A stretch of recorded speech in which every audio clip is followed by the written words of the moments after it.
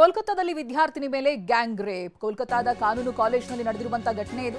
3 ಆರೋಪಿಗಳನ್ನು ಇದೀಗ ಪೊಲೀಸರು ಬಂಧಿಸಿದ್ದಾರೆ. ಬುಧವಾರ ಸಂಜೆ 7:30 ಸುಮಾರಿಗೆ ಅತ್ಯಾಚಾರ ಎಸಗಿದ್ದಾರೆ ಈ ಪಾಪಿಗಳು. 3 ಪೈಕಿ ಒಬ್ಬ ಕಾಲೇಜಿನ ಹಳೆ ವಿದ್ಯಾರ್ಥಿ ಅನ್ನೋದು ಗೊತ್ತಾಗ್ತಾ ಇದೆ.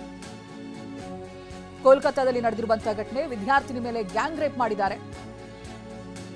ಹೇಳಿ ಕೇಳಿ ಇದು ಕೋಲ್ಕತ್ತಾದ ಕಾನೂನು ಕಾಲೇಜ್.